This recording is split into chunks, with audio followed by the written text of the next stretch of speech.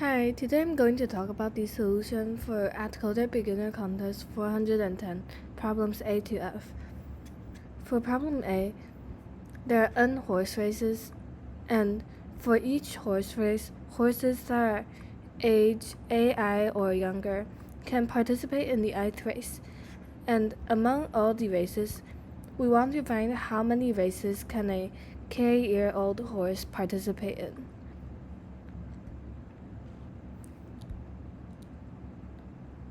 For this problem, we can just directly loop through all the array A and check if K is smaller than or equal to AI, and if it is, we plus 1 to the answer. Let's directly look at the code.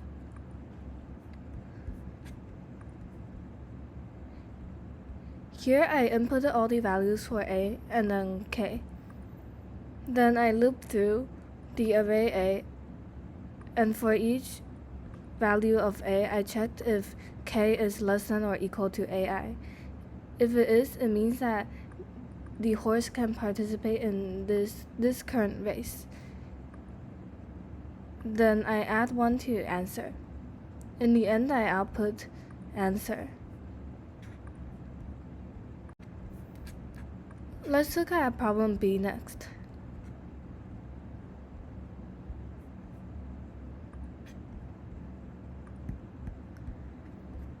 For problem B, there are N boxes numbered from 1 to N, and initially all the boxes are empty. Then we will have Q balls, and we want to add the balls into the boxes. And the process goes like this. If the xi for the ith ball is greater than or equal to 1, the ball will be put into box xi. And then if xi is equal to 0, then the box is put into the ball is put into the box with the smallest number among those that have the fewest balls. So because n is small, we can directly simulate this process, and when we encounter xi equal to 0, we can loop through the entire array that counts for the number of balls in the boxes, and we can find the minimum. What we want to output for this question is the box that the ith ball was put into. And let's look at the code for this question.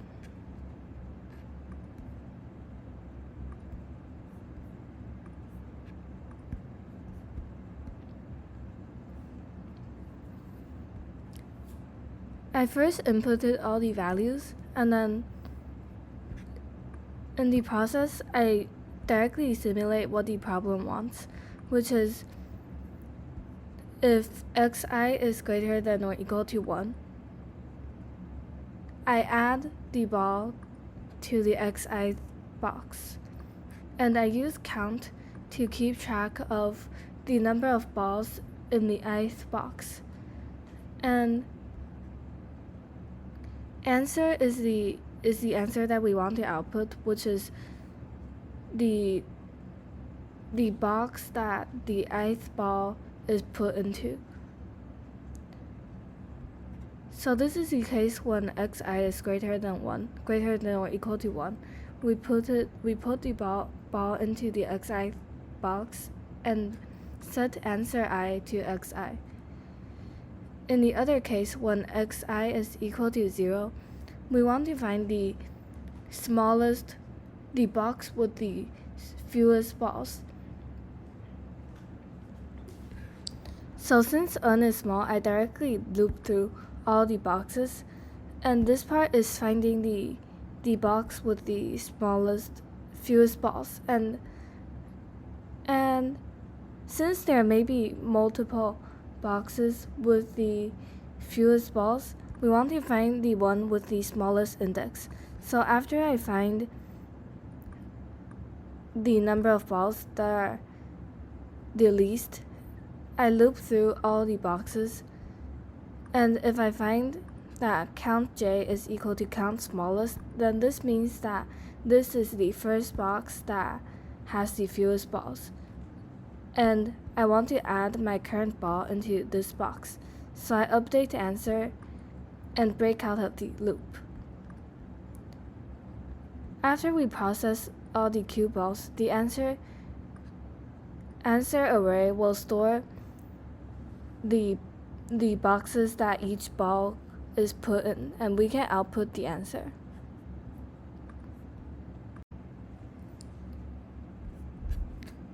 In problem C, there's an integer sequence a of length n, and initially ai is equal to I. And we want to process Q queries of 3 types, which is type 1 is to change AP to X, and type 2 is to output AP, and type 3 is to repeat the operation k times of moving the array A cyclically to the left.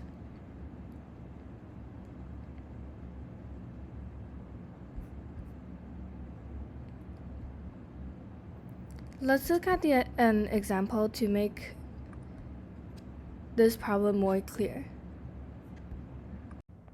Let's look at sample input 1. The array A I wrote here is the initial value for the array, which is AI equal to I. And in this case, it's not AI equal to I because my index, I arranged it to start from 0. And let's process the queries here. And first we have a type 2 query, and we want to find AP. Since our index starts from 0, we want to find the index A2. And A2 is equal to 3. So we output 3. Then we have a type 1 query, and we want to change, in this case, we again minus 1 to the index. So we want to change A1 to this number.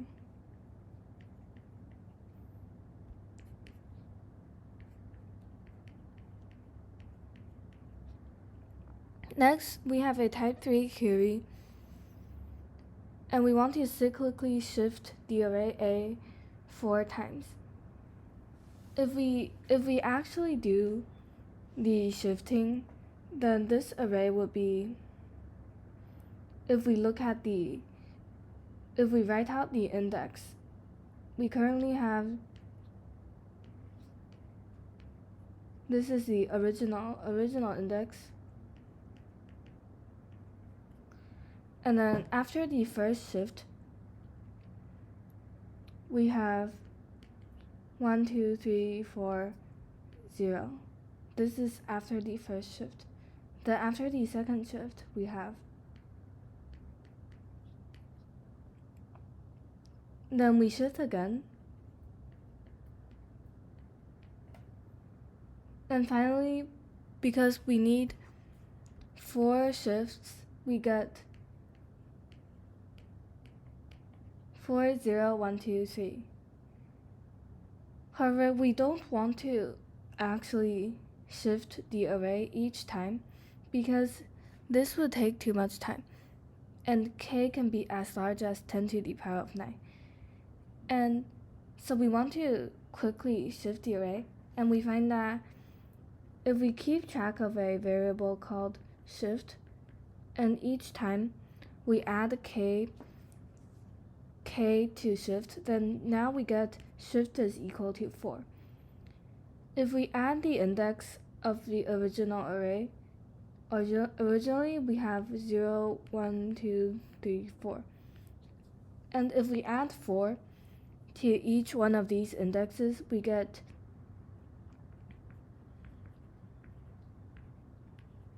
4, 5, 6, 7, 8. And if we want to convert it back to indexes for A, we can take the remainder divided by n. And in this case, n is 5. So if we take the remainder, we get 4, 0, 1, 2, 3. And we find that this is equal to what we get for the indexes if we actually shift the array step by step. So since this is the case, we can keep track of a variable called shift that counts how much the array has shifted for all type 3 queries. So if we have another type 3 query, 3, 5 for example, we will add this 5 to shift when we process this query. Next, we continue to process the queries, and here we have a type 2 query, and we want to output the value for A1.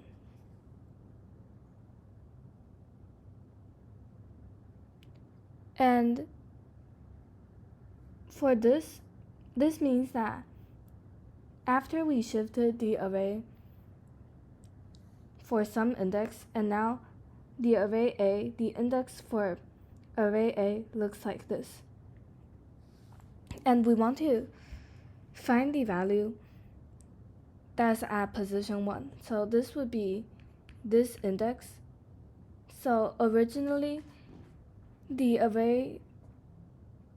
value at position 0 is now at position 1. And we want to output the value at A0. Because we don't actually shift the array A. The array A that we stored in our code, is still the original array. But we just keep track of a variable so that we know how much our array has shifted. And we can use this variable to output the answer. So what we want to output is A0. And what we can do is we can shift the current index and shift it by 4. Then we find the remainder of this divided by 5. Then this we get 0. So we know that the index at position 1 is 0, which corresponds with what we have here. And we use this to output A0.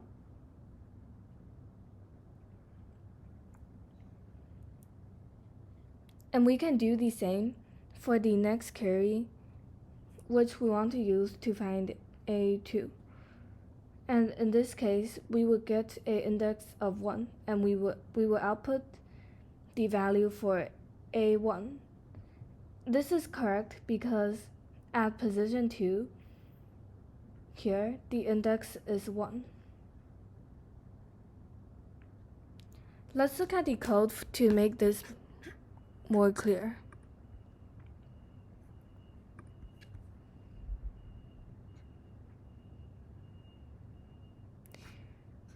Here I inputted all the values for A, and I set AI to equal to I.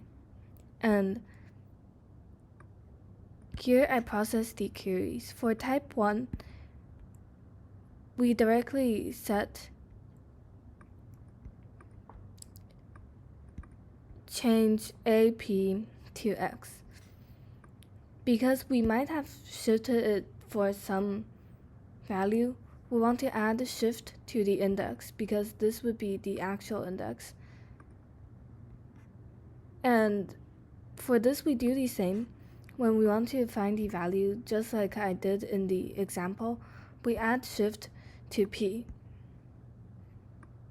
Then here, shift, we want to use shift variable to keep track of how much we have shifted. So for the type 3 query, we add k to shift and modulo by n because this ensures that shift doesn't overflow.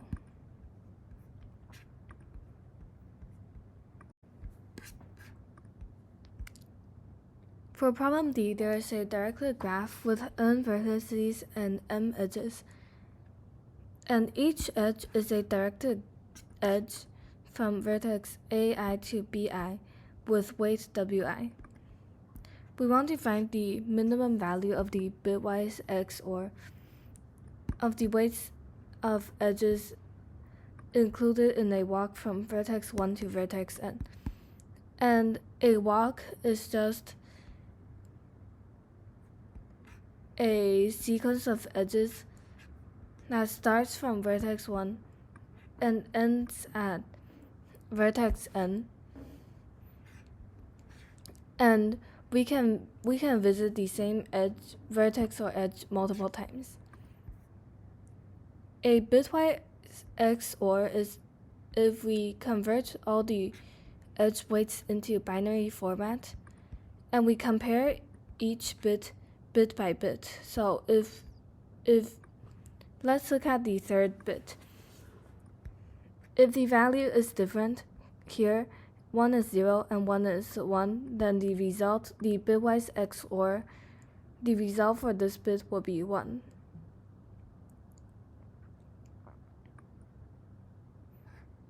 And here again, this is 1 and this is 0, so the second bit is also 1. However, for the first bit here, both values are 1, so the XOR, bitwise XOR for this bit will be 0. And we want to find the minimum value for XOR of the weights of the edges that in a walk from vertex 1 to vertex n.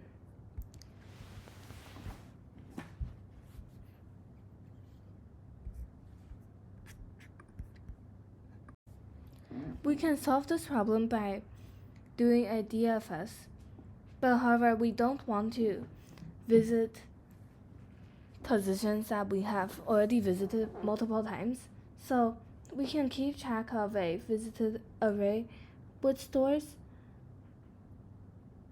the vertex in the first position and the XOR value that we currently have in the second position, and this will equal a value of true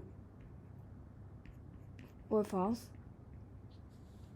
symbolizing whether we have visited this current vertex when we have this XOR value.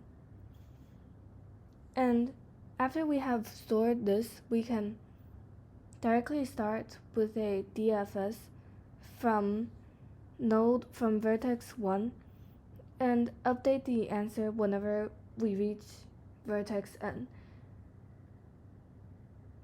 And for the DFS, we can go through any paths that we haven't visited and stop whenever we have visited the vertex and the same XOR value. And this is because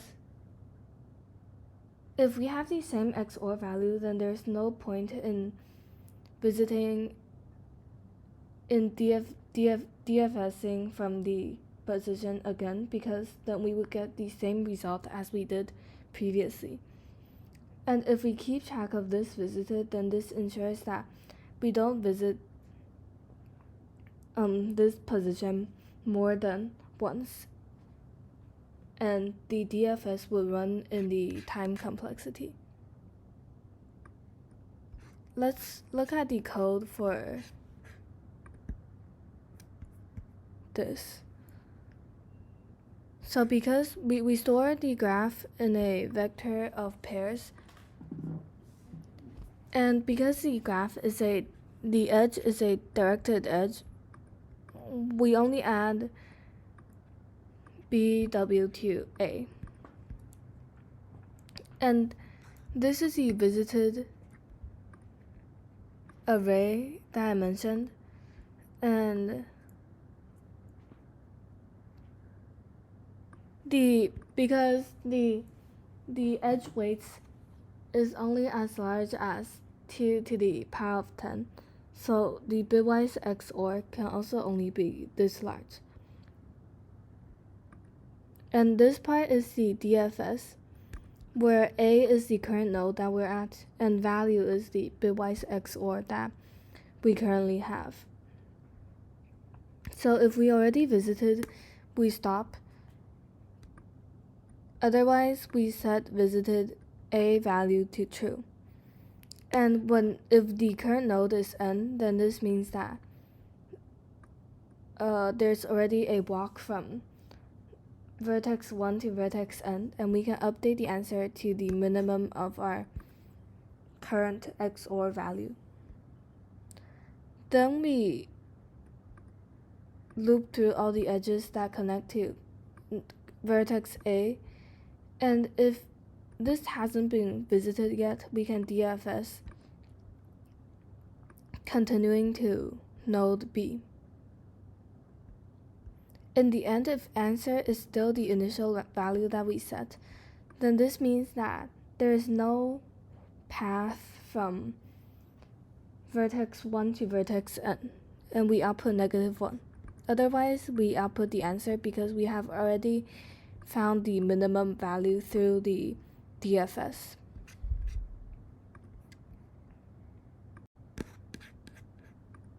For the next problem, there is a game with n monsters, and Takahashi has to fight these n monsters in order. He has a health value of H and a magic power of M. And for each monster he fights, he can choose to fight without magic or fight with magic. And if he fights without using magic, he would lose AI health, so his health value would decrease by AI. And if he uses magic, his magic power value would decrease by BI. He fights the monsters in order, and the game will end when he can't defeat any other monster. And we want to find the maximum monsters that he can defeat before the game ends.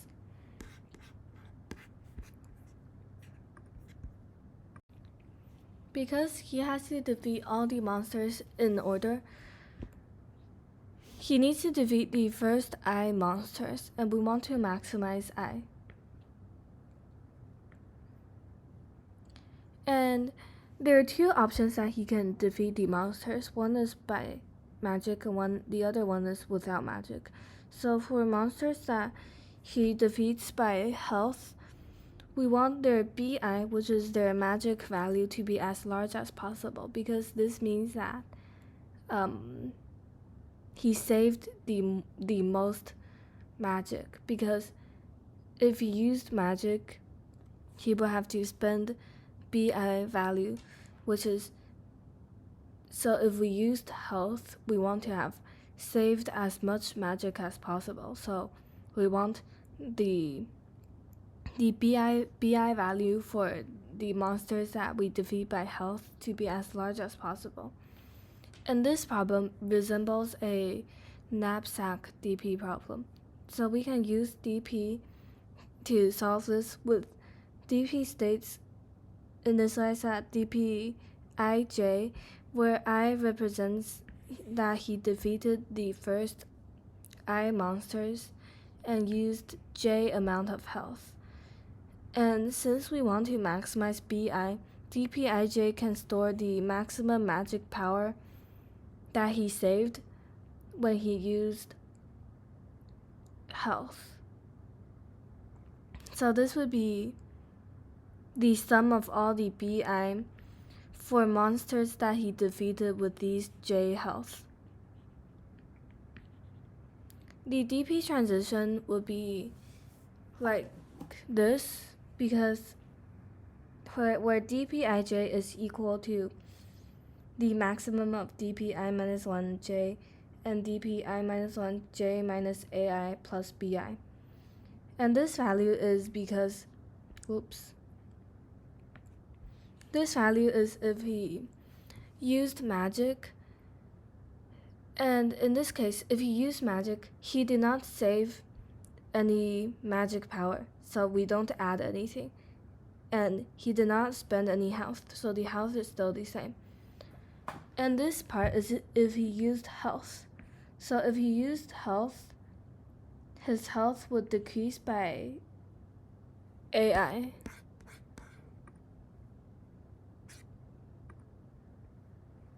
And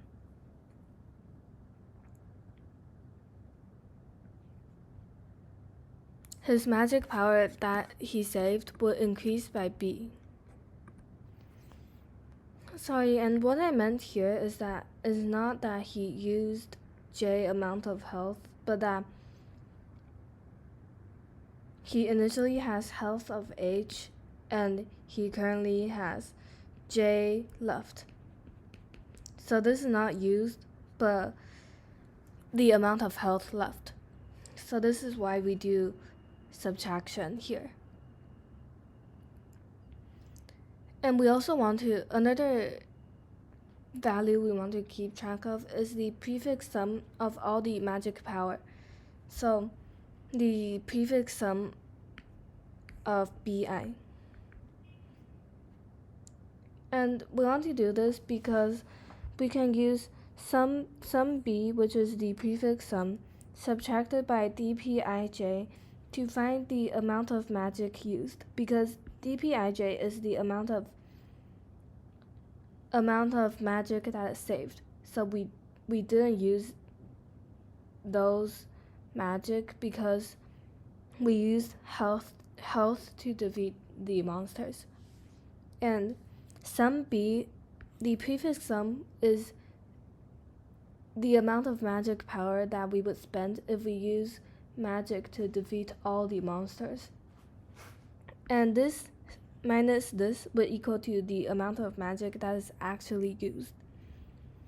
And we want this value to be less than or equal to m, which is the maximum magic power that we have.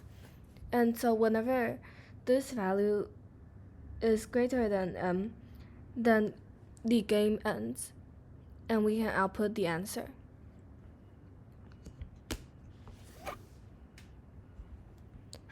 Let's look at the code next.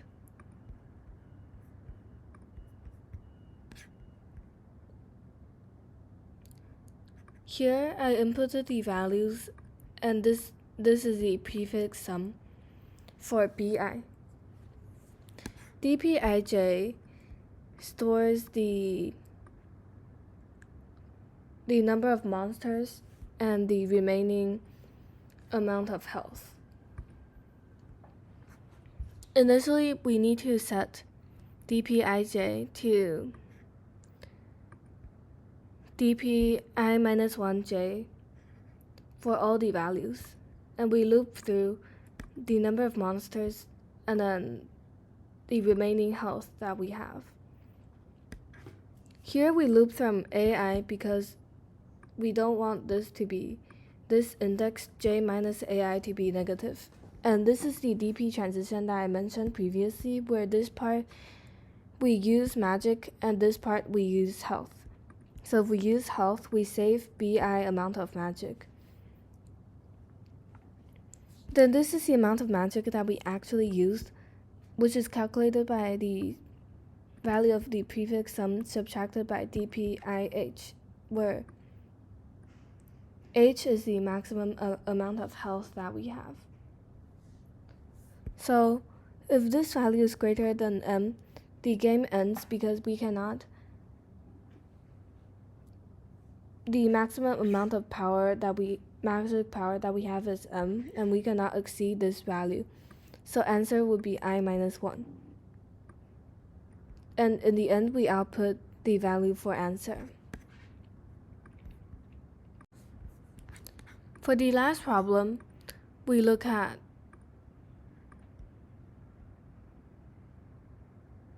problem F. And here we have an H times W grid where each cell is this symbol or a dot symbol.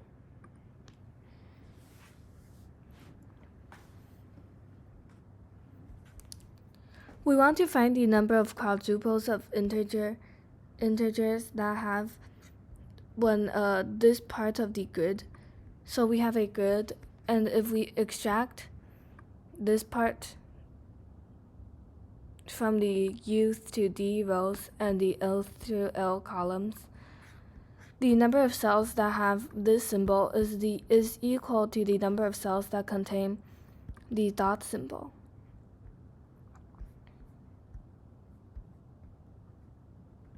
So here what this means is that we find some grid.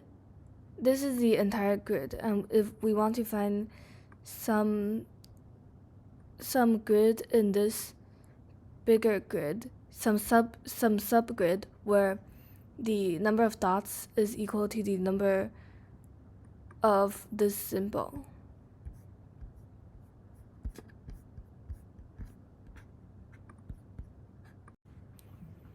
We don't want to directly loop through all the possible subgrids and then check if it satisfies the constraints, because that would take too much time.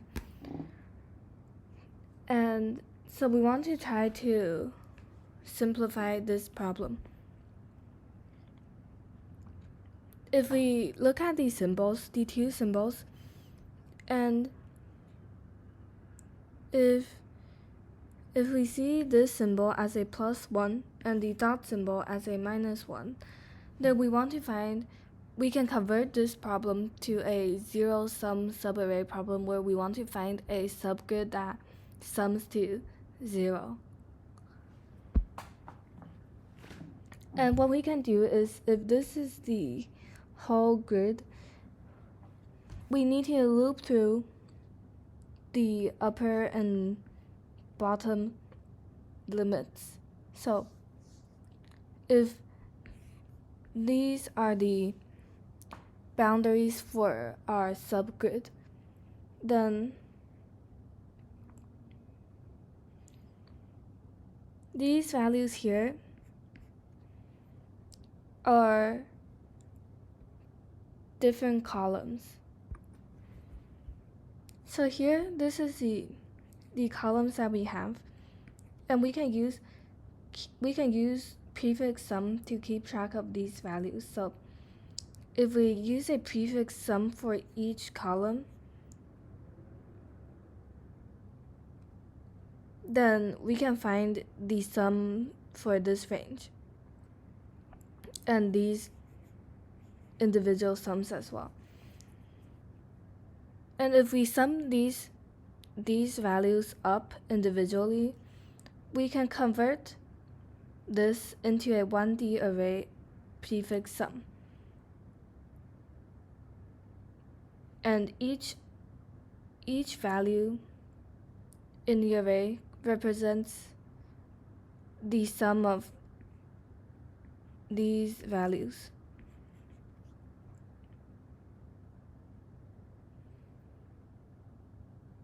And after we converted this array, this two-dimensional grid, into a 1D prefix sum, the problem is to find a zero-sum subarray and count the number of subarrays that exist. So what we want is that sum R minus sum L, which would be, if R is here and L is here, this would be the sum for this region. And we want it to be equal to 0, so this is just sum R equal to sum L. So when we loop through the index for R one by one here, we want to find the number of instances here, so possible values for L, because L can be anywhere in this region. We want to find how many values of sum L here that's equal to sum R. And we can keep track of this with a map of counts. So each time, the answer would be equal to the count of sum I, which represents the number of values before I that has the prefix sum equal to sum I. And after this, we will add 1 to, so count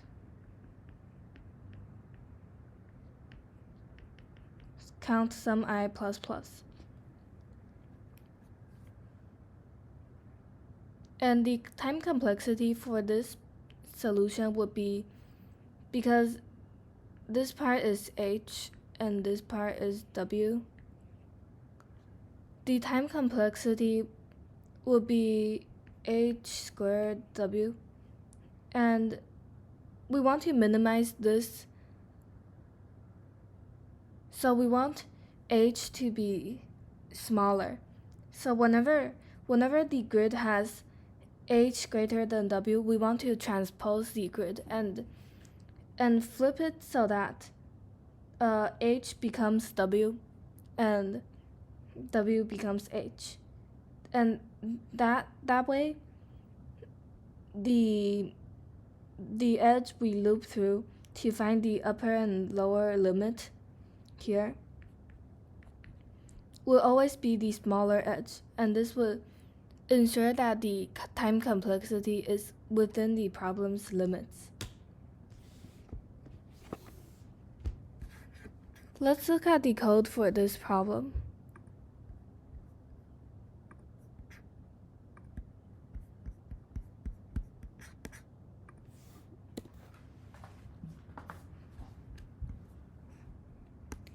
Here I inputted all the values and I used h1 and w1 because I need to compare h1 and w1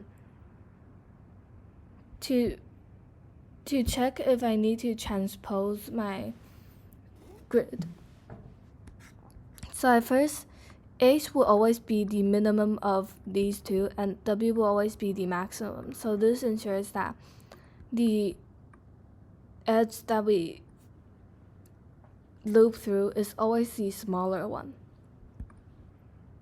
G2 is the grid that we input, and grid is the one that we have after we transposed it. So here we inputted all the values in G2, and we need to be careful of the resizing here because G2 will have to resize to H1, and grid and sum is the prefix sum for each row is resized by h. After we inputted the values, this part is if we need to transpose it. So grid jk will equal to g2 kj, and this part is if we don't need to transpose it. Here we find the sum. So after this, we process the grid. So grid is always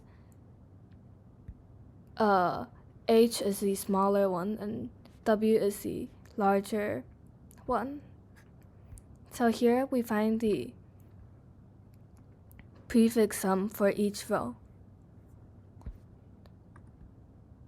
If the character here for grid jk is equal to this symbol, then we add 1 to the prefix sum. And this prefix sum is not a 2D prefix sum, but a prefix sum for each row. Each column. And which we can use to convert to the 1D prefix sum later. So here is the unordered map of counts that keeps track of the count sum, the number of values that has sum I what I previously mentioned. So sum 2 is the 1D prefix sum, and we loop through.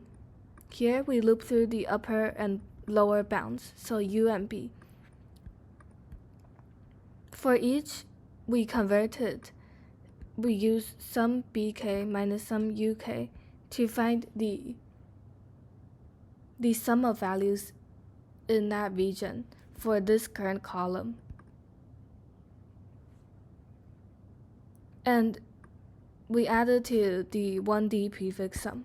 So we have converted the 2D array by looping through the upper and lower bounds, then changing the middle values into a 1D prefix sum.